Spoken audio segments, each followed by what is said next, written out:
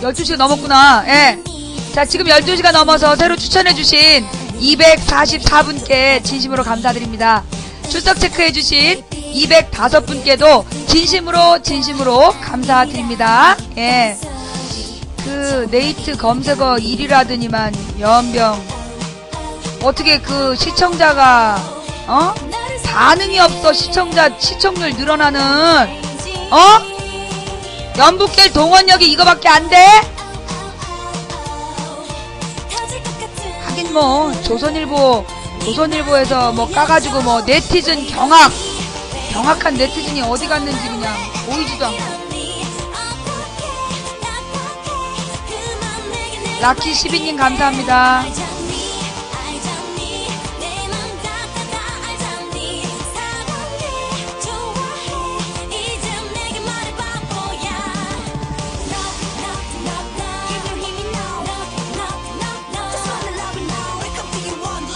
김목시원님 감사합니다. 예, 연북갤이 누구냐고요? 예, 북한을 연모하는 갤러리예요. 북한의 사상을 맨날 읽고 북한의 방송을 그 프록시 변경해서 매일 보고 북한의 노동신문을 읽으면서 북한의 찬양 사이트에 수시로 드나드는 애들. 예, 그게 연북갤이에요. 북한 아리? 예.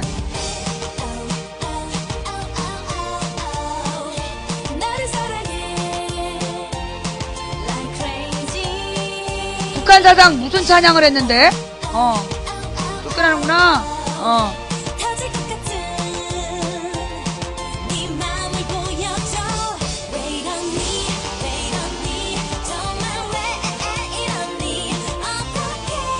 예.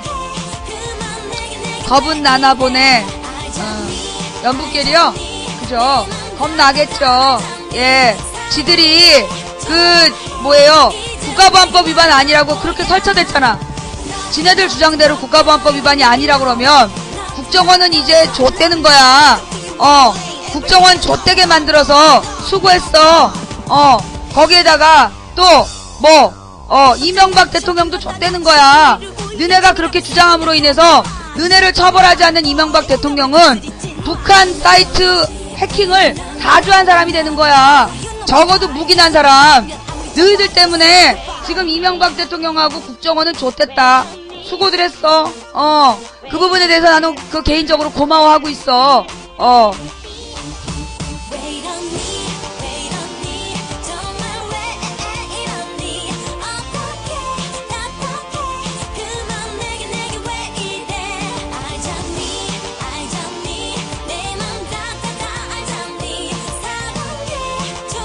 고맙습니다. 예.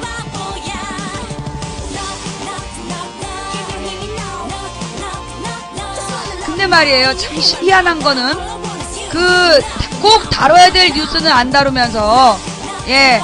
이명박 대통령에게 유리한 자료만 계속 다뤘던 언론들이 동시에 북한 사이트 해킹을 그렇게 대대적으로 보도한 거, 이거 정말 이명박 대통령이 사주한 거 아닐까요? 사주한 거 아니면 어떻게 그렇게 이명박 대통령의 입장과 국정원의 입장을 난처하게 할 수 있는 그런 보도가 일제히 날 수 있지? 매우 수상한 경우지요. 자, 그 다음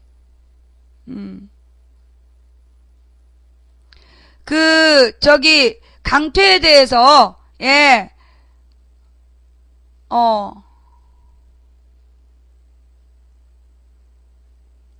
무슨 얘기야? 고스트 태건님, 예, 강퇴당하신 분요, 중계방으로 가세요. 중계방에서, 예, 시청하실 수 있습니다. 네. 그리고, 강퇴에 대해서 이렇게 글 남기시면 안 돼요. 공개 게시판에 글 남기면 불낼 겁니다. 예. 강퇴당한 거나, 벙어리 먹은 거에 대해서 섭섭하시면, 쪽지를 보내세요. 쪽지는 내가, 블랙까지는 안 걸어요. 그러나 강퇴당했다고 어떤 매니저를 비난하거나 이렇게 나오시면 제가 블랙을 걸 수밖에 없어요. 그게 우리 방 운영 원칙이니까 좀 따라주세요.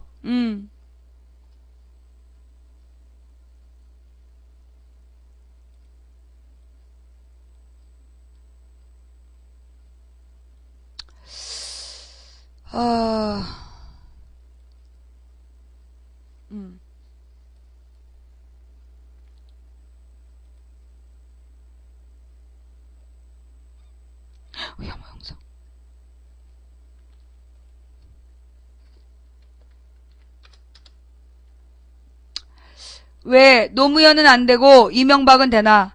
언론의 이중잣대, 사회적 편가르기 부추겨. 뉴스의 자, 오늘의 주제는 오늘은 왜 노무현은 안 되고 이명박은 되는가라는 주제로 이야기를 해보고자 한다. 사실 과거 노무현 정부와 현 이명박 정부가 똑같은 행위를 한 데 대해 평가는 전혀 상반된 경우가 적지 않다. 집권 한나라당은 노무현 대통령이 했을 때 강력히 반대하던 행위를 집권 이후 버젓이하고 민주당 역시 집권 시절 앞장서 추진했던 것을 야당이 되니까 반대하는 경우도 적지 않다. 여야가 뒤바뀌면서 입장이 달라졌기 때문으로 이해할 수도 있지만 문제는 언론까지 똑같은 행위에 대해 정반대의 잣대를 갖고 평가를 하는 것이다. 노무현 대통령 때는 강력하게 비판했던 사안에 대해 이명박 대통령의 때는 침묵을 하거나 오히려 두둔하는 사례가 적지 않다.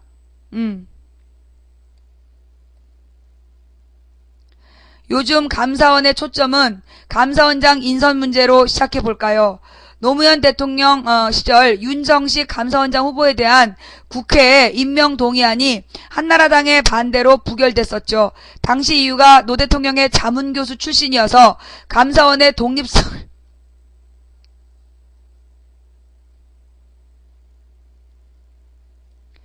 진짜 징한 놈들이죠. 짱가우리님 감사합니다. 이게 이명박 지지자들의 수준입니다. 노무현 대통령 시절에 윤성식 감사원장 후보에 대해 국회 임명동의안에서 한나라당이 반대해서 부결이 됐는데 당시 이유가 노 대통령의 자문교수 출신이어서 감사원의 독립성을 유지할 수 없다는 것이었죠. 그런데 이번에는 민정수석을 지낸 대통령의 최측근을 감사원장 후보로 지명한 것이죠.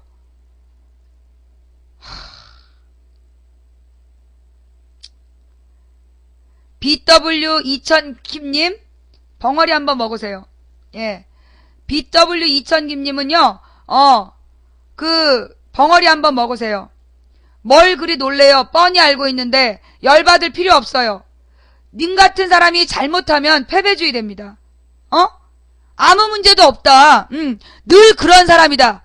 그렇게 나쁜 짓에 익숙해지면서 분노하지 않으면 대한민국이 바보 되는 거예요. 뭔 말인지 알겠어요? 여러분이 분노해야 되는 거예요. 내가 혹시 누구 이 얘기 아는 사람 그 얘기 좀 찾아봐요. 어떤 프랑스의 오르센가? 프랑스의 오르센가? 이 사람이 뭐 6쪽짜리인가 8쪽짜리 브루쇼어를 하나 출판을 했대. 처음에 뭐 8,000부인가? 그거를 자그마한 출판사에서 출판을 했는데 그 내용 자체가 분노하라. 응? 프랑스여 분노하라. 너희들의 당연한 권리를 박탈하면서 너희들에게 참으라고 얘기하는 정권에 분노하라. 그게 주제였대요. 근데 이게 그 뒤에 80만 부가 출판돼서 지금 프랑스의 대대적인 사회 변혁의 흐름을 만들고 있답니다. 여러분, 우리는요 이명박 대통령과 그 일당의 어처구니 없는 정책을 날마다 봅니다.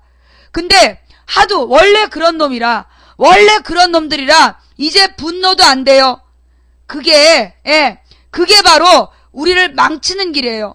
분노해야 됩니다. 열심히 분노하세요. 여러분 최선을 다해서 분노하십시오. 여러분들이 그냥 참으면 여러분들의 미래는 없습니다. 아니, 여러분 후손들의 미래가 없어요. 여러분, 나는 결혼 안 했고 독신이니까 혼자 늙어가도 돼요. 여러분 노후에 비참하게 죽어갈 수밖에 없습니다. 우리의 미래를 위해서 우리는 지금 분노하고 그리고 싸워야 되는 거예요. 지난 2003년 9월 당시 국회 다수당이었던 야당인 한나라당은 윤성식 감사원장 후보자의 국회 임명 동의안을 부결시켰다.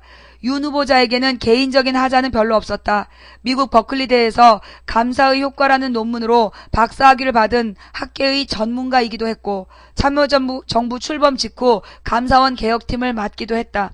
그런데 한나라당이 부결시킨 이유는 대통령의 자문교수 출신으로 인수위까지 참여했던 인사가 감사원장이 되면 감사원의 생명인 독립성이 훼손될 것이라는 논리였다.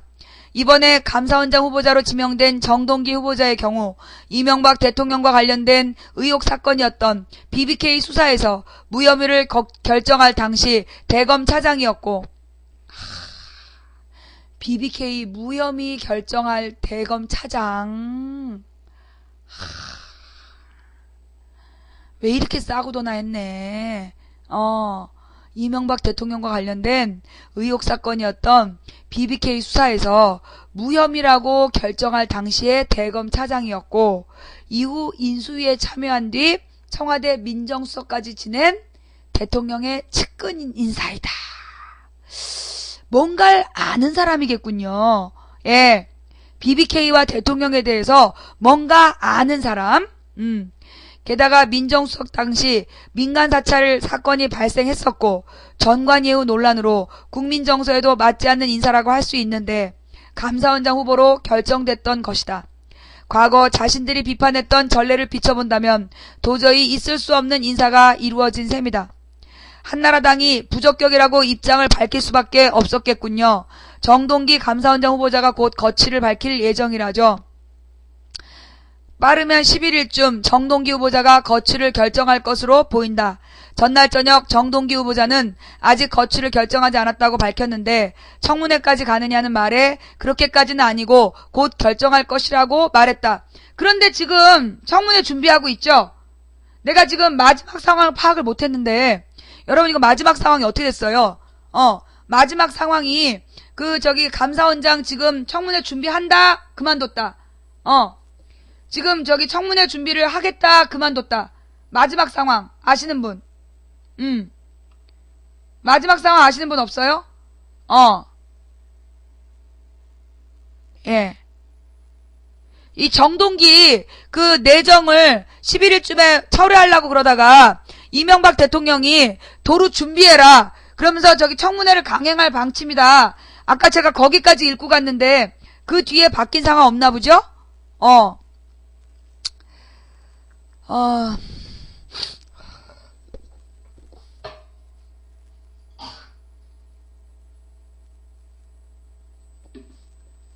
오늘 목을 12시간을 썼더니 그냥 목이 너무 아프네. 예.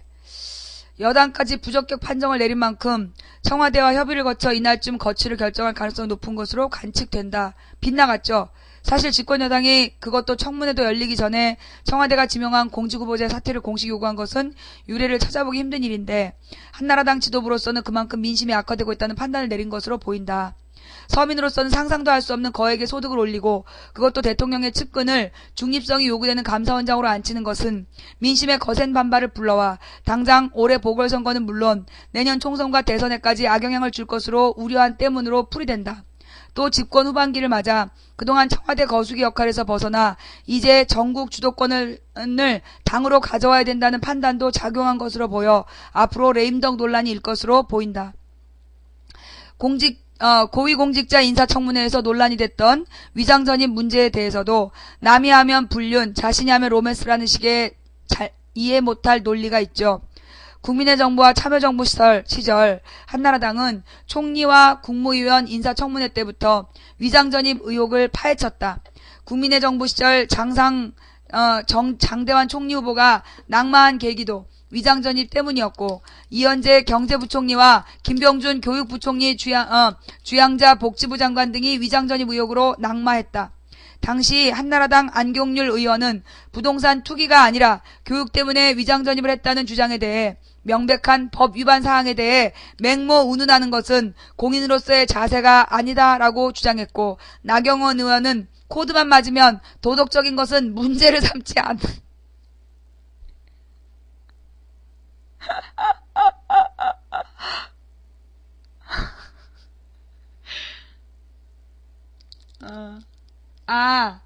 오늘 거취 표명한다고 뉴스에 나와요.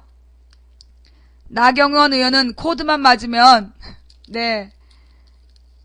예. 참 누가 누구더러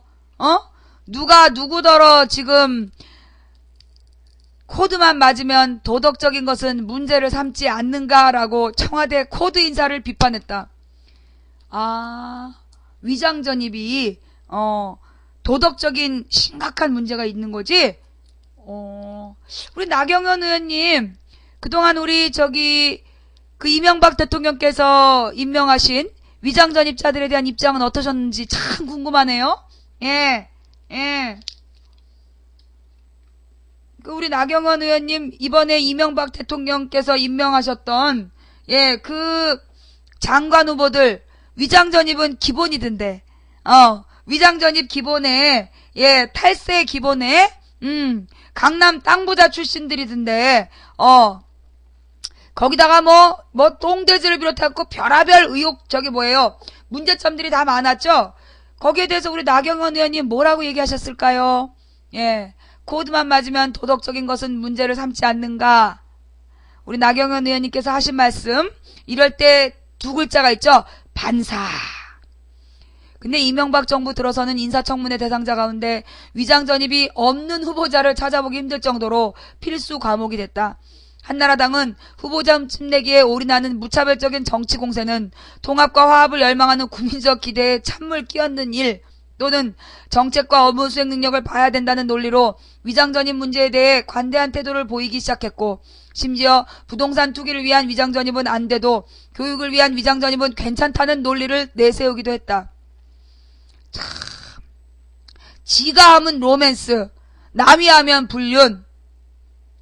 아니 저 위에 맹모우는 명백한 법위반 사항에 대해 맹모운운하는 것은 공인으로서의 자세가 아니라며, 안경률 의원님. 그래놓고 자기네들이 위반한 거에 대해서는 부동산 투기를 위한 위장전입은 안 돼도 교육을 위한 위장전입은 괜찮다는 논리를 내세우기도 했다. 이명박 대통령 자신이 후보 시절 자녀 교육을 위해 5차례 위장전입을 했다며. 자녀 교육을 위해 5차례. 국민에게 사과했고, 임태희 대통령 실장도 장인의 국회의원 선거를 돕기 위해 2차례 위장전입을 했었다고 실토한 적이 있다. 청와대에서는 인사청문회마다 위장전입이 논란이 되자 위장전입의 경우 자녀 교육용은 봐주되 재산 증식은 안 된다는 내부 기준이 있다고 밝히기도 했다. 민주당도 마찬가지로 과거와 현재 같은 사안에 대해 말을 바꾸는 사례가 있죠. 사실 이번에 이건 이제 민주당 비판이네요. 정동기 후보자의 경우 민정수석 출신이란 점보다 국민을 더 화나게 했던 것이 전관 예우에 따른 고소득이었는데, 과거 열린우리당은 2005년 이용훈 대법원장 후보자에 대한 인사청문회에서 이를 적극 변호한 일이 있었다. 이 대법원장 후보자의 5년간 변호사 수임료가 60억 원에 이르는 것이 문제가 되자 열린우리당에서는 이 대법원장을 전관예우 때문이 아니라며 후보자를 변호하기도 했다. 그런 일이 있었어요? 이거 그래서 결론이 뭐였어? 전관예우였어? 아니었어?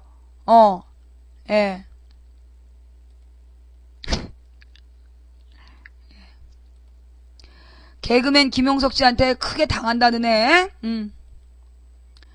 최근 이명박 대통령이 뮤지컬을 관람했다는데, 지난 2003년 9월 노무현 대통령이 태풍 매미가 북상할 때 뮤지컬을 봤다는 이유로 여론의 질타를 받지 않았습니까? 이명박 대통령 부부는 지난 8일 안중근 의사를 다룬 뮤지컬 영웅을 관람했다. 각 언론은 동정을 통해 이 대통령의 뮤지컬 관람 사실을 보도했는데, 일부 네티즌들이 과거 노무현 대통령이 뮤지컬 관람에 대해 국정을 포기한 대통령이라고 비판했던 것과 비교하며 이중 잣대를 비판하고 있다.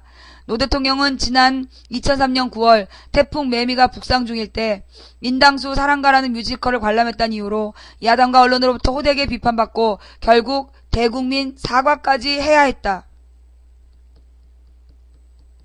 그런데 현재 구제역으로 살처분된 가축이 100만 마리를 넘어서고 있고 국가 재난이라고 불릴 정도로 심각한 상황에서 대통령이 뮤지컬을 봤다는 지적이 나오지는 않는다. 사실 이명박 대통령에게 관대하기보다는 노무현 대통령에게 살벌할 정도로 비판적이었던 것이 아닌가 싶다. 식인당님 감사합니다. KBS 사장의 대통령 측근을 임명하는 문제도 마찬가지인 것 같아요. KBS 사장과 관련해서도 비슷한 사례가 있다. 지난 2003년 4월 노무현 대통령은 대선 당시 언론 고문을 지낸 서동구 씨를 KBS 사장으로 지명했다가 정치권과 시민단체의 반대로 서동구 후보자가 9일 만에 자진 사퇴했다. 대선 후보에 선거 참모했던 사람을 공영방송 사장으로 임명할 경우 방송이 정권에 예속될 수 있다는 비판 때문이었다. 그런데 지난 2009년에는 이명박 대통령의 대선 특보 출신인 김인규 KBS 사장이 취임했다. 노무현 대통령 시절 서동구 씨 임명에 대해 KBS를 정치 세력의 도구로 이용하려는 것이라고 비판했던 동아일보는 사장 선임 절차는 적법했다고 주장했고, 조선일보는 김인규 씨 친정 떠난 지 3년 만에 화려한 복귀라고 보도했고, 중앙일보는 방송통신 융합시대 비전 보여줄 책임자라는 제목을 뽑았다. 여러분, 이게 뭐? 이게 조중동이야. 어? 이게 조중동이고, 이런 조중동에 어울려 다니는 애들이 연북계리고, 이런 조중동 기사 퍼날르고, 이런 조중동의 인터넷판인 데일리 시리즈 퍼날르는 애들, 그런 애들이 연북계리야.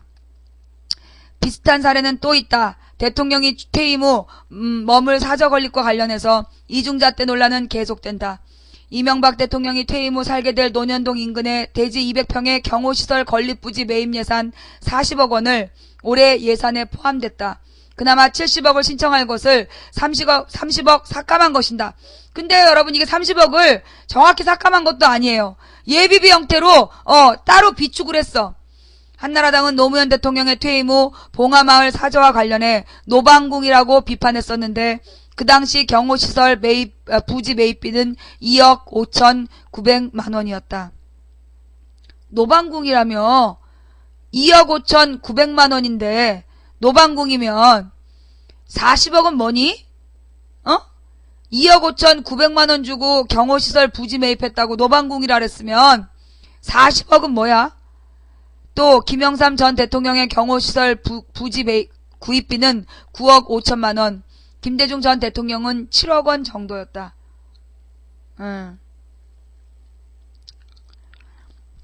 정당이야 여야가 바뀌면서 입장이 달라지고 정권을 잡기 위해 말을 바꾼다고 하지만 언론이 같은 사안에 대해 이중잣대를 적용하는 것은 문제가 아닙니까?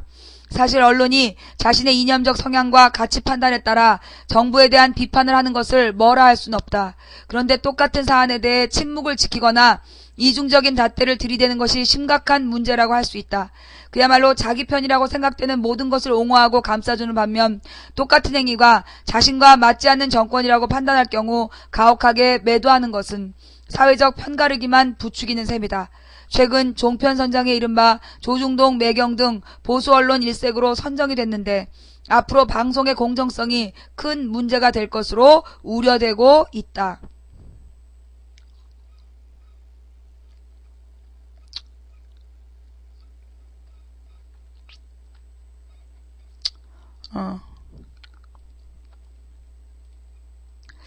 네, 11월 11일 오전 11시 기사였네요. 오늘만님 감사합니다. 저기 정동기 오늘 사퇴한다 그 올라왔어요?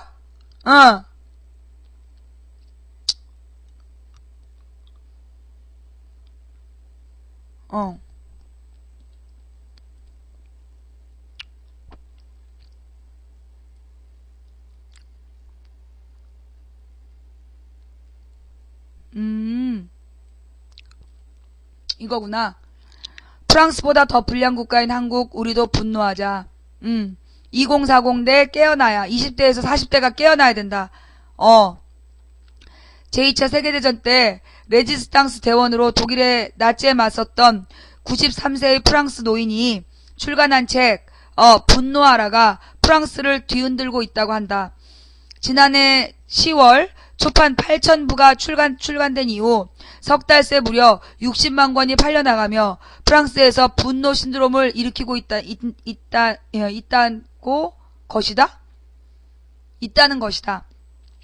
국내 언론에 소개된 그 책의 일부만 읽어보아도 가슴이 두근거린다. 그러니까는 이 사람이 2차 대전 때는 레지스탕스 대원으로 활동했었던 93세 프랑스 노인이 분노하라라는 이런 그 신문 형태, 예, 이거를 8,000부를 찍었다는 거예요. 분노할 이유를 발견하는 것은 귀중한 선물이며 분노할 것에 분노할 때 당신은 거대한 역사의 흐름의 일부가 된다.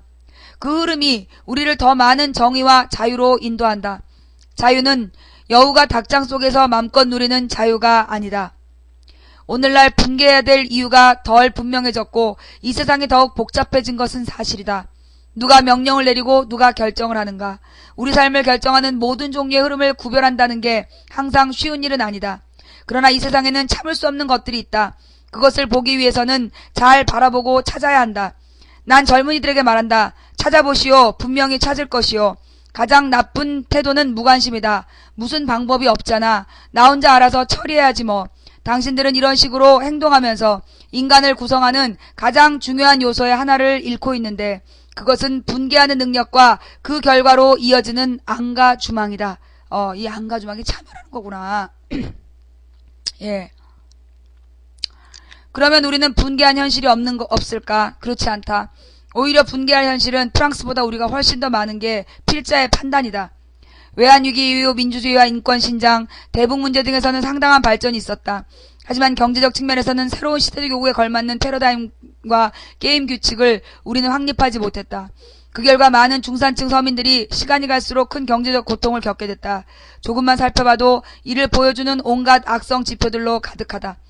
비정규직 비율 세계 최고 수준, 극심한 청년 실업, 자살률 급증과 출산율 급감, 고령화 속도 세계 1위, 1만 명당 교통사고 사망자 수 세계 최고 수준, 세계 최고의 산업재해율과 OECD 최장 노동시간, 소득 대비 세계 최고 수준의 주택가격, 경제력 대비 지나치게 높은 생활물가, 공공도서관 수 선진국의 10분의 1 수준, 사회복지 등 공정사회 복지 지출 비용 OECD 국가 3분의 1 수준, GDP 대비 교육재정 투자 세계경제포럼 조사 대상국 127개국 가운데 71위 등 조금만 훑어봐도 정말 일반 시민이 건강한 삶을 영위하기 어려운 경제 및 사회 구조를 갖고 있다. 한마디로 전방위적인 불량국가이자 엽기적인 나라이다. 이런 엽기적인 현실이 사람들을 좌절에 빠뜨리게 한다. 엽기적인 현실에 따른 고통은 김대중 노무현 정부의 주요 지지층인 서민들에게 집중된다. 서민들은 민생고를 해결해달라고 거듭 아우성쳤지만 결과적으로 이들 정부는 서민들의 고충을 해소하지 못했다. 변화하는 패러다임에 걸맞는 건전한 경제구조를 마련하지 못한 채 낡은 기득권 세력과 상당 부분 타협하고 굴종했다. 물론 그만큼 기득권 세력의 힘이 강고했다고도 할 수 있다. 하지만 이들 정부가 대다수 국민들이 바라는 진짜 개혁을 달성하는데 실패했음은 분명하다. 진짜 개혁의 좌절과 서민 경제의 지속되는 악화는 정치적 반동을 가져왔다. 독일이 1차 대전의 전쟁 부채에 시달리다 결국 선거를 통해 히틀러를 택한 것처럼 말이다. 우리가 현재 목도하고 있는 이명박 정부의 등장 또한 그 맥락으로 볼 수 있다. 필자는 2007년 대선 결과에 대해 배가 고프다고 쓰레기통을 뒤진 격이라고 통탄한 적이 있다. 자신과 소득 양극화에 부동산값 폭등, 비정규직 비율 55%, 청년 실업 200만, 출산율 바닥, 자살률과 근로시간, 산재사고, OECD 최고라는 대한민국의 엽기적인 현실을 생각할 때 현 정부는 이를 해결하기보다 더욱 악화시킬 것으로 보였기 때문이다. 그런데 그 같은 우려는 현실이 됐다. 솔직히 필자가 생각했던 것보다 훨씬 더 악화된 형태로 말이다. 사실 현 정부는 아마추어도 이만저만한 아마추어가 아니며 국민들에게 거짓말을 밥 먹듯 한다는 점에서 사기꾼 기질이 유전자에 각인된 정부라고 본다. 이들을 단순히 실용정부나 중도우파 정부라고 본다면 그것은 오해요, 착각이다. 아니 누가 이 정부를 실용정부라고 봐. 이들은 과연 우파 기득권 혁명 세력이다. 어떤 상황에서도 자신들과 지지 세력들에게 필요한 것은 반드시 관철시키는 불굴의 의지를 가진 집단이란 점이다. 필자도 처음에는 그렇게까지 생각하진 않았다. 하지만 촛불 시위 이후 자신들의 세력을 결집하며 전 국민을 대상으로 선전포고하고 미네르바 등 네티즌 농객을 구속하고 용산 참화와 희생자들에게 사과는커녕 테러리스트 진압하듯 물리력을 휘두르는 것을 보면서 이들은 정상적 판단력을 가진 정부가 아니라는 생각을 하게 됐다. 그 결과 현 정부는 1987년 민주화 이후 한국 사회가 이루어온 민주주의와 인권, 대북 정책의 성과를 빠른 속도로 갉아먹고 있다. 국정원, 검찰, 경찰 등은 시간이 갈수록 권위주의 시절 마냥 정권의 주구로 변질되고 있다. 낡은 틀을 벗지 못한 정부 관료들 또한 과거의 낡은 패러다임에 사로잡혀 거듭되는 정책 실패로 서민들의 고통을 가중시키고 있다. 사법체계 또한 삼성 에버랜드 사건 대법원 판결 등에서 보듯 법의 잣대를 기득권층에 유리하게 구부리는 경향이 여전하다. 저래놓고 공정사회를 외치는 미친놈들이죠. 정치와 더불어 가장 심각한 것은 언론이다. 여전히 신문시장에서 현 정권과 유착한 기득권 언론이 정권의 친위대 역할을 하는 가운데 현 정부의 집요한 방송장악 시도로 방송의 공정성과 중립성이 심각하게 훼손당하고 있다. 이런 가운데 현 정부는 2010년 마지막 날 조중동, 매연을 종합편성밀 보도 전문 채널 사업자로 지정했다. 일부 언론에서는 이들을 보수 일색이라 여론의 편향성이 우려된다고 했지만 이들은 단순히 보수 신문이 아니라 재벌 광고주들에게 영혼을 팔아버린 기득권 언론들일 뿐이다. 민주화 이후 한국 사회 경제의 건전한 발전을 가로막아온 이들 언론이 여론시장을 지배하고 이 나라를 베를루스코니 치하의 이탈리아처럼 만들겠다는 기득권 세력들의 기획이 노골적으로 실행되고 있다. 갑자기. 너무 길어가지고요. 제가 다 못 읽게, 이거 무슨 글이냐? 어쩐지. 이게 이제 김광수 경제연구소에 선대인이라는 사람이, 김광수 경제연구소 포럼에 선대인이라는 이 사람이 전직 선대인 씨가 저기죠? 오세훈 비서관. 그죠? 이게, 오세훈 비서관 출신 아닌가요? 아닌가? 오세훈 보좌관 출신 선대인 아니야? 내가 근데 이 사람 어떻게 알지? 내가 이름을 들어본 것 같은데. 맞아요? 오세훈 보좌관 출신인데, 오세훈 시장한테 비겁하다, 이렇게 비판하면서 넘어온 사람이잖아요. 확 버리고 넘어온 사람인데, 망치 부인이, 비서관이었는데, 버리고 넘어왔어요. 오세훈 시장한테 너무나 실망해가지고, 버리고 넘어온 거야.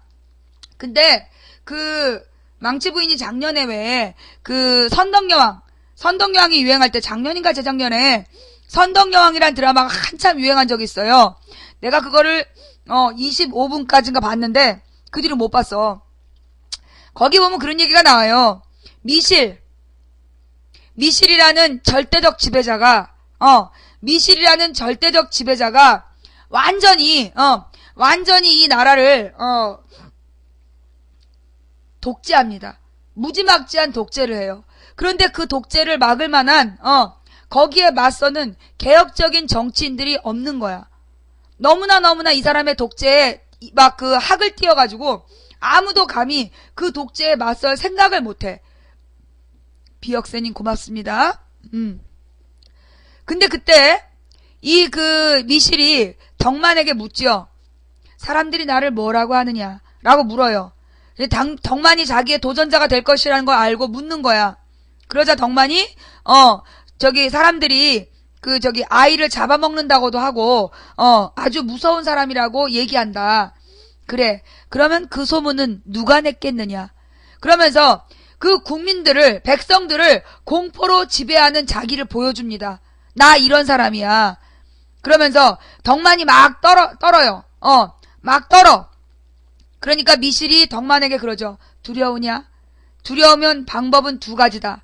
도망가거나 분노하거나. 덕만은 도망갈 생각을 하죠. 그래서 부들부들 떨면서 그 자리를 물러나와서 막 떨어요. 근데 바로 장면이 바뀌면 김유신이 자기 부모하고 얘기하는 장면이 나와요. 거기 보면 뭐라고 나오냐면 미실의 폭정 속에서 미실에게 어쩔 수 없이 타협해야 된다. 그런 얘기를 부모가 합니다.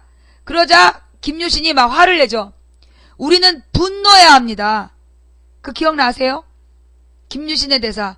우리는 분노해야 됩니다. 왜? 분노해야 마땅한 상황에 분노하지 않습니까? 예. 신라 드라마라서 안 봤구나. 나도 그랬어요. 내가 그 선덕여왕이 박근혜 홍보하는 드라마라고 안 봤거든. 그러다가 나중에 20몇 부 갔는데 내 친구가 시민단체 하는 친구가 아니다. 거기 그 선덕여왕에 나오는 덕만은 노무현을 상징한다. 그리고 내가 깜짝 놀라고 봤다는 거 아니야. 그렇지만 내가 보기 시작하고 얼마 뒤에 곧바로 그 선덕여왕이 망가져갖고 주제를 읽고 끝났어요. 그래서 내가 25부까지만 보고 그 뒤는 안 봐. 근데 거기 보면 분노해야 된다. 두려움과 맞서 싸우는 방법은 두 가지다. 두려움에 맞서는 방법은 두 가지다. 하나는 도망가거나 하나는 분노하는 거다. 망치 부인은 분노하는 것을 선택했습니다. 모든 것을 다 걸고 분노하고 싸울 겁니다. 그게 망치 부인이 걸어가는 방법입니다. 이정희 대표, 나하고 비슷한 면이 있는 것 같아요. 예, 이정희 대표도 참 무던히 고생했습니다. 예, 저도 마찬가지고요. 앞으로도 나는 115만 명하고 싸웠던 것처럼 아직 내가 연북계 숫자가 파악이 안 됐는데 지금까지 파악된 게 40명이야. 한 40명 되는 것 같은데 그 40명 정도 되는 연북계 115만 명하고 싸웠는데 그 40명 연북계리 뭘로 보이겠어. 그러나 어쨌거나 예, 망치 부인은 나는 이 연북계는요 단지 연북계리 아니라고 봐요.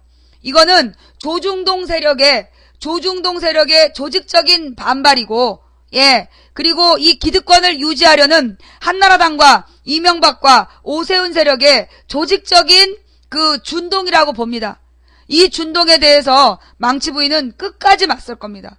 여기서 다음 선거 때, 지금 이제 뭐 다음 선거 때 봐요 이러면서 블로그에 글 쓰고 지랄 연병이죠. 우리는 이렇게 싸워서 다음 선거에 출마할 겁니다. 그 출마한 선거에서 떨어지면 떨어지는 겁니다. 안 그래요? 망치 부인이 이제 지난번에 구의원 할 때도 많은 한나라당 지지자들이 와서 너 이따위로 굴다가 다음 선거 때 두고 봐라 그런 얘기 많이 했습니다. 그때 제가 그렇게 얘기했죠. 그래서 떨어지면 떨어지는 거죠. 예. 그거 떨어지는 거 두려웠으면 그 망치 부인이 이거 방송 이렇게 했겠습니까?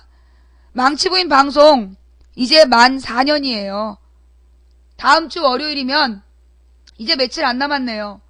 오늘이 12일이니까 하나, 둘, 셋, 넷, 다섯 밤 자고 나면 망치 부인이 아프리카에 태어난 지 만 4년이 되는 날이에요.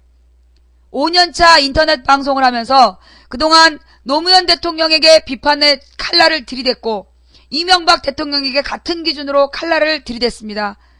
정치 권력을 비판하고 감시하는 것이 국민의 의무와 권리라는 그 생각에는 추호도 변함이 없습니다. 망치 부인이 정치 권력을 향해서 쌍욕을 하는 거 쌍욕하게 하지 않습니까? 이전에 전두환도 노태우도 하지 않던 짓을 이명박 정부는 버젓이 하고 있습니다. 나는 지금 이 정권이 전두환 노태우 때보다도 더 참혹하게 비도덕하다고 봅니다. 이런 참혹하게 비도덕하고 분노에 마땅한 정권에 대해서는 끝까지 맞서 싸우는 것이 애국입니다. 우리 아이들에게 내가 끝까지 싸우다 모든 것을 다 잃어도 엄마는 끝까지 싸웠다라는 거, 그것을 남겨줄 수 있다면 그것보다 더 자랑스러운 게 어디 있겠습니까? 조중동과 한나라당 정권이 망치 부인과 김용석을 밟을 수 있는 데껏 밟아보십시오. 밟혀서 죽으면 죽는 거지요. 하지만 절대 무릎 꿇지는 않겠습니다. 절대 무릎 꿇지 않고 끝까지 싸워서 나는 목숨을 걸고 싸웠노라고 나의 비석에 남길 겁니다. 저는 절대로 중간에 포기하거나 이 링에서 내려가지 않겠습니다. 조중동이 망치 부인과 김용석을 링으로 불렀습니다. 영광이지요. 영광입니다. 조중동과 한나라당이 이제 망치 부인을 링으로 불렀습니다. 김용석을 링으로 불렀어요. 이제 우리들을 인정했단 얘기죠. 네, 우리를 인정하고 링으로 불러서 김대중 노무현 대통령을 까댔던 것처럼 똑같이 까대려고 합니다. 김대중 노무현 대통령은 공인이었고 참아야 됐죠. 예. 저는 그런 거 모릅니다. 저는 잃을 게 없습니다. 책임져야 될 조직이 있는 것도 아니고, 이거 뭐 시의원 떨어지고 다음에 뭐 먹고 살 길이 없는 것도 아니고, 잃을 게 없는 사람은 협박할 방법이 없습니다. 예. 망치 부인님이 있어서 참 다행입니다. 함께 하겠습니다. 감사합니다. 예. 타임라이트님, 감사합니다. 네. 콩사탕이 눈에 밟히는데, 우리 콩사탕, 올해 13살 됐습니다. 지금 벌어지는 일을 너무나 정확히 알고 있습니다. 뭐랬는지 아세요? 야, 엄마 또 기자들이 또 왜곡 기사를 써서 엄마가 이거에 대해서 좀 조치를 취해야 돼. 그러자 우리 딸이 그러더군요. 누가 또 죽으려고 객기를 부렸대? 예. 그러면서 우리 딸이 엄마, 절대로 두려워하지 마. 끝까지 싸워. 그게 우리 딸이에요. 13살입니다. 자기는 특공무술을 배워서 자기 몸 스스로 지킬 테니까 엄마 자기 때문에 걱정하지 말고 끝까지 싸우랍니다. 우리 신랑, 한나라당 당원들 시켜가지고 협박 전화가 왔는데 우리 신랑이 하는 말, 이래서 시의원 떨어지면 많은 거지 뭐. 예. 아쉬울 게 뭐 있냐. 우리가 잃을 게 뭐 있어. 뭐 정치하고 싶어 미친 것도 아니고 정치해달라고 사람들이 매달려가지고 정치하는 건데, 떨어지면 고마운 거지. 안 그래요? 해방이지. 두려울 거 없어요. 끝까지 싸울 겁니다. 2012년 총선 승리, 대선 승리를 위해서 망치 부인 마지막 남은 힘 다 쥐었다 짜내서 끝까지 싸우고 김대중 대통령, 노무현 대통령의 복수를 할 겁니다. 문희 0822님 감사합니다. 끝까지 싸워서 김대중 대통령, 노무현 대통령에 대한 복수 끝까지 해보겠습니다. 태동님 감사합니다. 자, 이거 지금 망치부인 방송이요. 지금 그 시청자가 밀어주는 방송에 뜨고 있나요? 시청자가 밀어주는 방송에 안 뜨는 거 아니야? 있구나. 아직 있구나. 예. 예. 추노에 보면 그런 대사가 나오죠. 은혜는 못 갚아도 원수는 꼭 갚거든요. 패동님 감사합니다. 예. 우리가 이미 돌아가신 그분들에게 받은 은혜를 갚을 수는 없겠죠. 그러나 그분들을 잃을 수밖에 없었던 복수는 할 수 있겠죠. 그죠? 제가 은혜는 못 갚아도 원수는 꼭 갚거든요. 예. 자, 우리 딸 보는 거 잠깐 봤는데 비슷했어요? 나 천지호야. 예. 나 망치 부인이야. 예. 있잖아요. 가끔 나는 내 자신이 좀 당황스러울 때가 있어. 내 자신에 대해서 당황스러울 때. 이게 무슨 얘기냐면 목소리만 비슷한 듯? 예. 우익 쪽인가? 저는요, 비상 상황에 강해. 공격받으면 더 강해지고, 문제가 터져야. 아니, 그렇게 말이에요. 그렇게 평화 시기에, 지난주, 지지난주 평화 시기에는 별로 이제 사는 게 재미가 없더니, 아니, 요즘에 그냥, 날마다, 흥미진진이야. 이거 병이지. 그지? 이거, 변태지. 공격당할수록 막 쾌감을 느끼는 거, 이거 변태지. 응. 그래요. 고맙습니다. 자, 부당한 강태질이라고 쓴 애들 일단 블랙 걸고요. 예.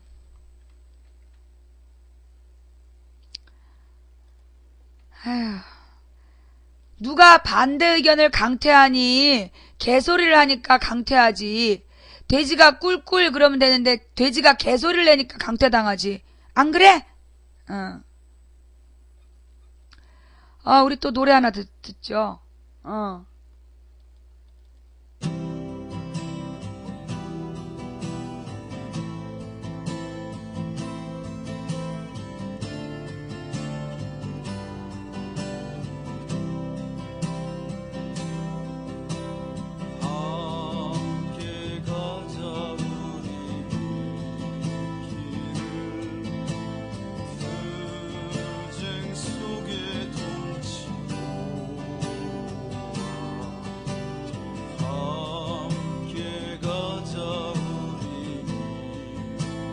네. 12시가 최고조일 것 같습니다. 12시 지나 1시인데, 연북길 회원님, 예. 뉴비들이 드라마 보는 관계로 12시가 최고조일 듯 합니다. 그러더니만, 롱다롱님 감사합니다. 저기 네이트 검색어 내려갔어요? 지금 네이트 검색어 내려갔어요?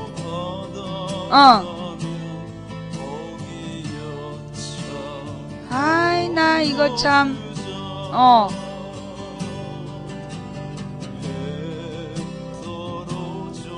팔이, 아니, 왜들 그래, 좀 더 노력해봐. 그리고 네이트에서 세상에 1위를 했는데, 그래, 최고 시청률이 1200? 너무 미약하잖아. 롱다롱님 고마워요. 예.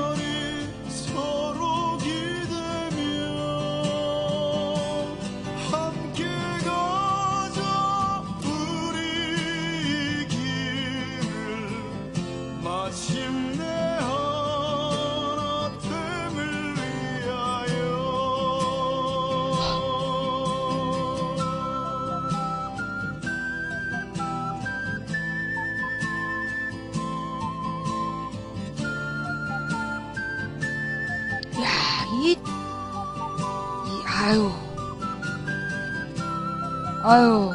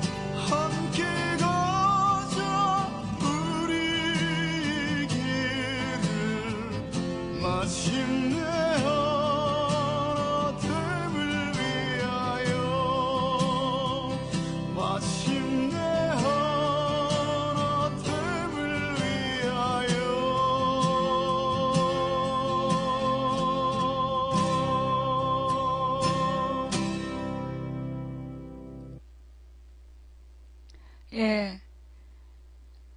그 오세훈 시장이 이제 지금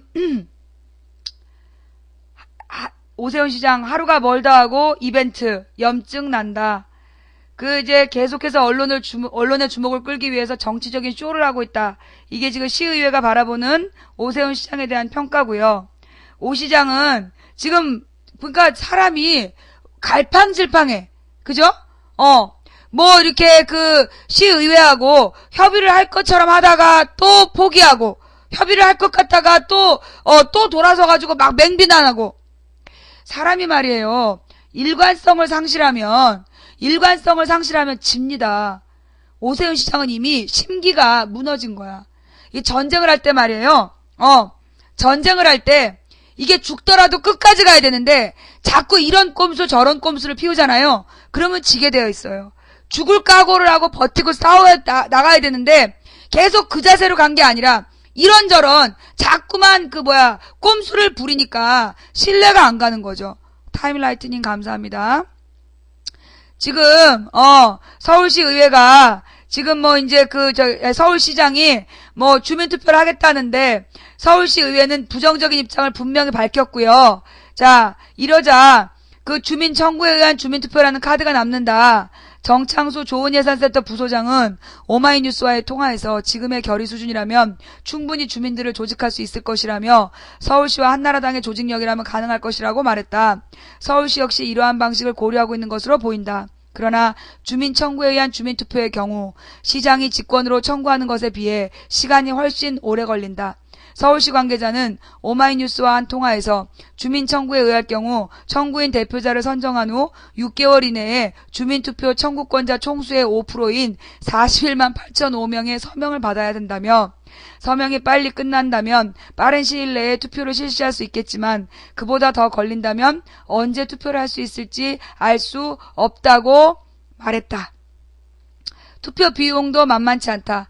이 서울시 관계자는 주민투표는 일반선거와 똑같은 절차를 밟아서 진행되기 때문에 비용 역시 일반선거와 비슷하게 든다며 선관위에서 경비를 산출해봐야 알겠지만 150억 원 정도 들 것으로 예상한다고 전했다. 아니 이 돈이면 그냥 하겠다. 그냥 무상급식 하겠다. 의무급식.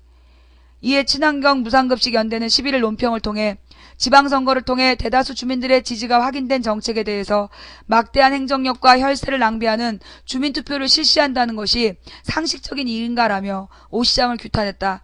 100억 원 이상을 들여 투표를 실시하더라도 투표율이 33.3%를 넘지 않으면 그 투표는 무효가 된다. 즉 240만 표가 투표를 해야 돼요. 240만 표가 투표하지 않으면 이 투표는 무효가 된다고. 전면 무상급식 실시 여부와 주민투표의 대상이 될 수 있는지도 논란이다. 시의회는 현행 주민투표법 제7조 2항에 의하면 지방자치단체의 예산에 관한 사항은 주민투표에 붙일 수 없게 되어 있다며 이미 의회 전면 무상급식 실시 여부가 주민투표의 대상이 될 수 있을지도 논란이다. 현행 주민투표법 제7조 2항에 의하면 지방자치단체의 예산에 관한 사항은 주민투표에 붙일 수 없게 되어 있다며. 아니 오세훈 시장이 변호사 출신이라는데 이 사람은 지방자치법에 대해서 한번 읽어보지도 않은 거야? 아니 지방자치법에 예산에 관한 사항은 주민투표에 붙일 수 없게 되어 있다는데 그러니까 자기는 대통령 되고 싶어갖고 지방자치법 같은 건 무시하고 살았나 보지? 이미 의회의 의결로 확정된 예산에 대해 주민투표를 다시 붙이자는 주장은 명백한 현행법 위반이라고 주장했다. 이에 대해 서울시 관계자는 행안부에 유권 해석을 요구했지만 아직 답변이 없는 상황이라면서도 상식적으로 예산이 들어가지 않는 정책은 없기 때문에 투표의 대상이 될 수 있을 것이라고 주장했다. 얘네 뭐하니? 정말 얘네 뭐하니? 하루가 멀다 하고 정치 이벤트, 시정은 돌보고 있는지. 오 시장이 이처럼 실현 가능성이 높지 않은 주민투표를 제안한 것에 대해 정치적인 쇼라는 해석이 지배적이다. 선대인 김광수 경제연구소 부소장은 자신의 트위터를 통해 오 시장의 주민투표 제안은 또 한 번의 정치 쇼라며 그런데 정치 쇼를 자주 하면 염증이 난다. 요즘 하루가 멀다 하고 관련 이벤트를 하는데 도대체 시정은 돌보고 있는지 의문이 든다고 꼬집었다. 보좌관 출신이죠. 광노현 서울시 교육감 역시 10일 기자간담회에서 오 시장이 주민투표를 제안한 건 순전히 정치적인 목적과 의도라는 생각이 든다며 이미 초등학교 1학년부터 3학년 무상급식 시행을 앞두고 있는데 지금 와서 투표를 하자는 건 학교 현장에 혼선을 초래하는 일이라고 우려했다. 한편 서울장애인차별철폐연대는 11일 오후 서울시청 앞에서 기자회견을 열어 중증장애인 활동 보조 서비스 200억 원, 중증장애인 자립생활자원 42억 원, 중증장애인 전세주택 제공사업 20억 원 등이 증액된 2011년도 서울특별시 예산안에 조속한 집행을 촉구했다. 장애인 단체들이 장애인 예산 빨리 집행하라고 촉구했대요. 이들은 서울시가 시의회 증액 신설 예산을 집행하지 않겠다고 밝힘에 따라 시의회가 통과시킨 장애인 자립생활 예산 집행이 차질을 빚게 될 것으로 보인다며 서울시의 결정은 장애인의 인간적인 삶을 위한 최소한의 예산을 부정하고 장애인의 자립생활 권리를 부정하는 것이라고 밖에 볼 수 없다고 성토했다. 오승록 민주당 시의회 대변인은 서울시가 서울시 증액 예산을 집행하지 않으면서 시민 불편이 발생하고 있다며 오 시장이 지금이라도 시의회와의 관계 복원에 나서야 한다고 강조했다. 예, 페렌 아킬리스님 감사합니다. 예. 자, 정말 날마다 재미있는 뉴스들이 펼쳐지고 있죠.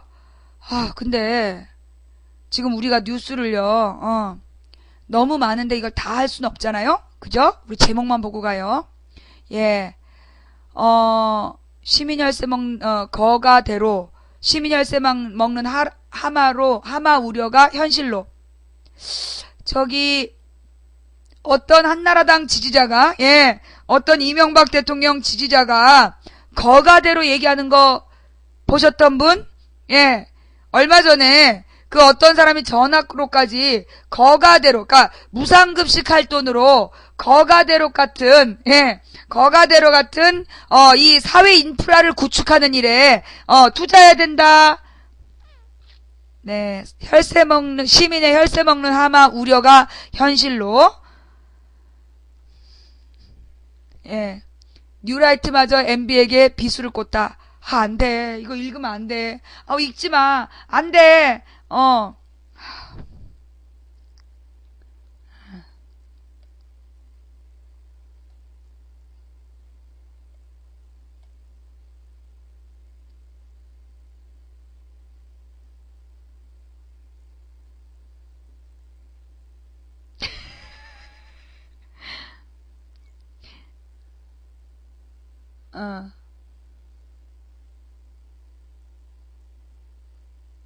이거 작년 7월 기사잖아. 제재님, 이건 작년 7월 기사잖아요. 난 또 요즘이라고. 작년 7월에 나온 기사잖아요. 우리, 네티즌 여러분, 기사를 올리실 때는요, 따끈따끈한 신종 기사, 나온 지 일주일 안 된 것만 갖고 오세요. 자,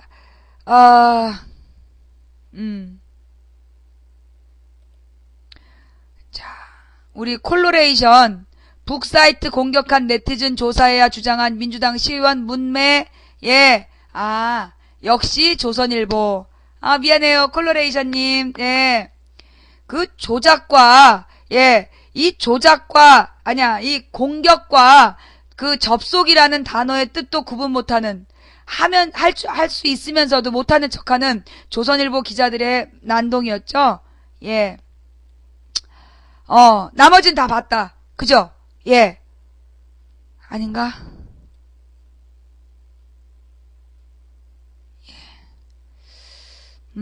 여기 살처분 가축수 140만 마리 돌파. 전체 가축의 10% 넘어서 구제역 계속 맹위 떨쳐. 한국 경기 둔화 속도 OECD 중 가장 빨라. 한국 경기 하강 국면 진입 초입기. 어쩐지 누가 우리 한국 경제 성장률이 OECD 최고라더니 그거 보신 분? 오늘 아까 낮이었나? OECD에서 경제 성장률 최고라고 누가 그랬었는데. 네.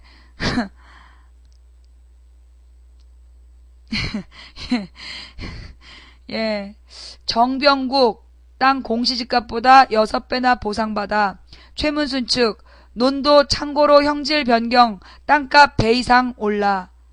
인생의 알코올님 감사합니다. 이건 또 뭐니?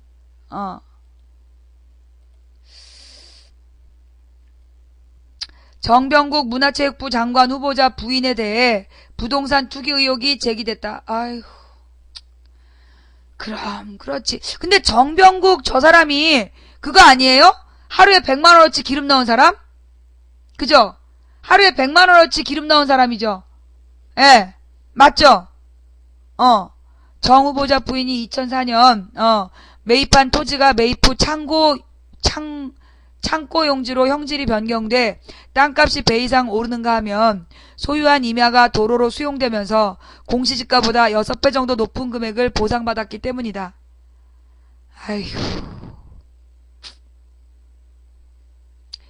수준 보이지? 수준 보이죠? 예. 최문순 민주당 의원실에 따르면 지난 2008년 정 후보자가 소유한 경기도 연평균 소재 임야 가운데 800제곱미터가 양평군이 조성한 농어촌 도로로 편입돼 매입가보다 10배 높은 7,234만원의 보상을 받았다. 이 땅의 경우 공시지가는 1제곱미터당 15,890원이었는데 정 내정자는 1제곱미터당 9426원으로 보상받았다. 통상적으로 보상가는 공시지가의 130에서 150% 정도로 결정되며 공시지가의 200%를 넘기는 경우는 드물어 특히 의심이 든다는 게 최 의원 측의 주장이다.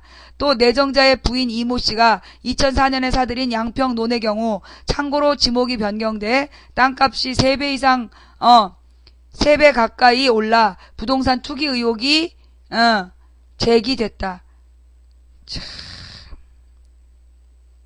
공시지가 3,251만원에서 4,932만원으로 50% 이상 급등했고 작년 10월에는 6,256만원으로 다시 크게 올랐고 올해 1월 재산신고에서는 7,117만원으로 2년 사이에 2배 이상 올랐다. 최 의원 측은 이와 관련 토지대장을 보면 농사를 짓지 않으면서 친척들 소유로 보이는 땅을 2000년도에 부인 명의로 등기도 하지 않은 채 재산신고를 하고 2004년에 매입한 것도 의문이라며 양평구청이 지역구 의원인 정 후보자에게 특혜를 베푼 것은 아닌지 소명이 필요하다고 의혹을 제기했다. 여러분 있잖아요. 하루에 기름을 100만원어치 넣었는데요. 제가요. 보통 이제 하루에 부산 같은 데 갔다 올 때 저는 경유차 2000cc 경유차를 타는데 하루 부산 갔다 올 때 기름값 12만원 정도 들거든요. 12만원이 13만원. 총 운전하는 시간이 10시간 정도 돼요. 운전하는 시간이 10시간인데 10시간 동안 계속 운전해도 12만원 든단 말이야. 그럼 하루에 100만원어치 기름을 쓰려면 하루에 100만원어치 기름을 쓰려면 하루 몇 시간을 운전해야 될까? 그러니까 휘발유차는 20만원. 휘발유차는 20만원 들어요. 왕복. 쌍코피님은 차종이 뭔데요? 그러니까 저는 제 거는요. 예.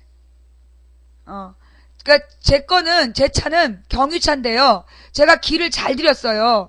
이게 장거리를 뛸 때 기름이 많이 안 먹어 사실. 장거리를 뛸 때 내 차가 다른 차에 비해서 기름이 많이 안 먹거든요. 그게 나는 차선 변경을 많이 안 해요. 차선 변경을 많이 안 하고 과속이나 급정거를 안 해. 거의 그냥 비슷한 속도, 똑같은 속도를 유지하면서 가기 때문에 그러면 기름이 장거리를 뛸 때 훨씬 적게 들어요. 그래가지고 지금 휘발유차 쓰는 분들 중에서는 20만원 정도, 18만원 드는 분들도 있고 그렇다고 그러는데 저는 이제 이게 한 12만원 들거든요. 그러면 나의 운전 방식 말고 다른 분의 운전 방식으로 20만원 든다고 BMW. 그러니까 BMW에 기름이 많이 먹나요? 유럽차가 기름이 많이 안 먹는데. 예. 유럽차 기름이 많이 안 먹지 않아요? 근데 20만원이나 드나? 유럽차인데도 기름을 많이 먹는구나. 그래서, 그렇구나. 하여튼 좋아. 그러면 저 사람의 차를 BMW라고 쳐. 예. 우리나라에서, 정병국 의원의 차를 BMW라고 쳐. 부산 갔다 오는데 20만원 들어. 10시간 내리 운전해도 20만원이거든요? 그럼 24시간 운전해도요? 24시간 운전해도 45만원이에요. 24시간 계속 차를 운전해도 45만원 이상은 안 나온다고. 근데 어떻게 하루에 기름값을 100만원을 쓰나? 1년 동안 기름값을 5천만 원을 받아갔어요. 여러분 1년 동안에 기름값을 5천만 원 받아갔으면요. 하루에 100만 원 이상 가져갔다는 얘기예요. 예. 1년에 5천만 원이면 하루에 100몇십만 원어치를 탔다는 얘긴데 24시간 운전해갖고는 45만 원어치밖에 못 사거든요. 나머지 돈은 어쩐 거야. 적당히 해야지, 적당히. 아유, 정말. 자, 그래요. 여러분, 제가 오늘 뭐 우리 반가운 손님들인 우리 연북길에서 오늘 망치부인을 치러 온다 그래가지고 되게 기대 만발이었어요. 예. 망치부인이 오늘 네이트 검색어 1위도 만들어주고 그래가지고 손님들이 많이 올까봐 꿈에 부풀어 기다렸는데 오늘 우리 연북길 너무 허접하잖아? 그 네이트 근데 내가 좀 연북길보다 오늘은 네이트에 조금 실망해. 보통 네이트 검색어 1위를 하면 이렇게 좀 한 5,000명 정도 몰려와야 되는 거 아닌가? 근데 내가 지난번에 조선일보로 1위 했을 때 그때도 전혀 시청자가 안 늘었잖아요. 예. 아유, 기대한 내가 죄지. 예. 그 연북길 내가 이번에 오면 말이야 와서 또 장난치면 싹 다 업무 방해죄. 여러분 다시 한번 말씀드리는데요. 우리 어제 방송에 있었던 그 귀신 태그 있잖아요. 귀신 태그를 통해서 저의 방송을 방해했잖아요. 요게 업무 방해죄에 해당이 된대요. 업무 방해죄면 5년 이하의 징역, 1,500만 원 이하의 벌금형에 처해지거든요. 예. 그 1,000명 이상이 다 받기 때문에 우리 증인 100명만 모아도 100명이 손해봤다라고 같이 내가 연판장 돌려가지고 1,100명 명단 모아가지고요. 이거 신고하면 얘 벌금 몇백만 원 나와요. 예. 1,500만 원 이하의 벌금이니까 최고 1,500. 한 1,000명의 연명을 받아볼까? 어떡하니?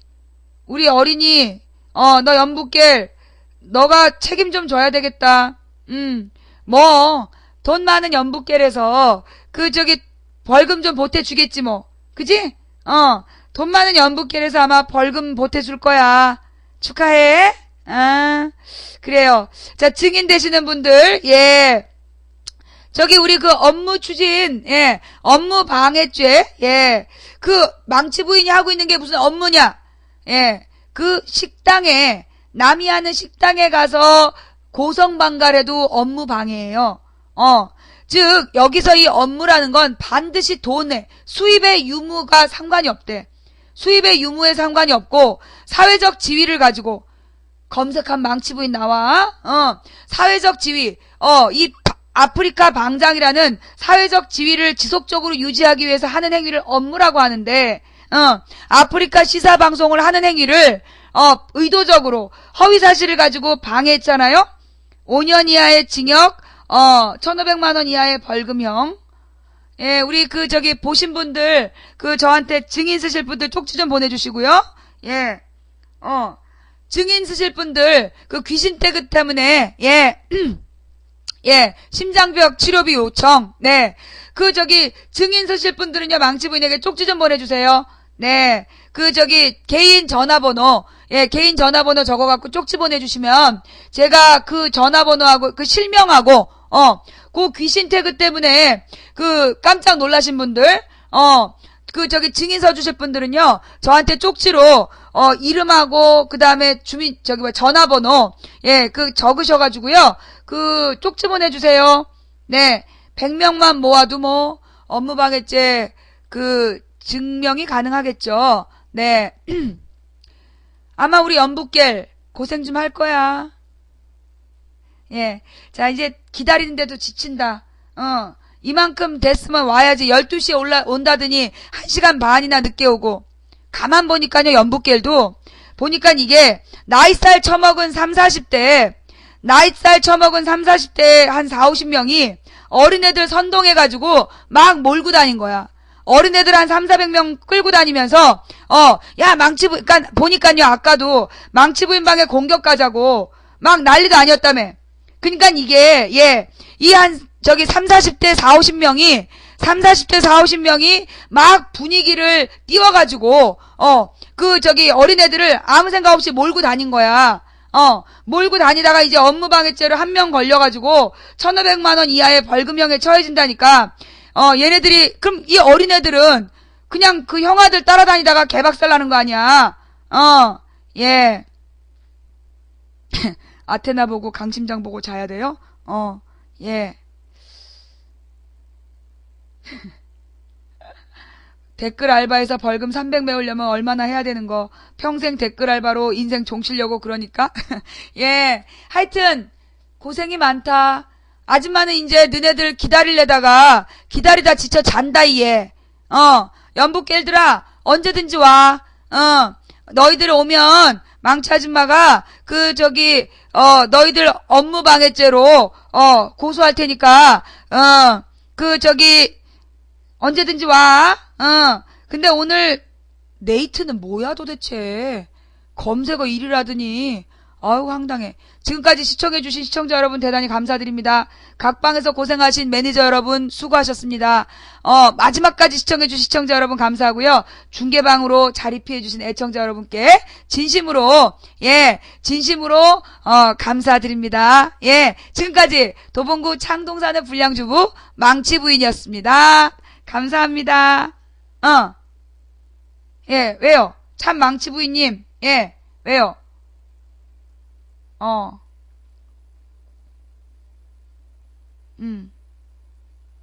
이거 일단 녹화 종료. 예.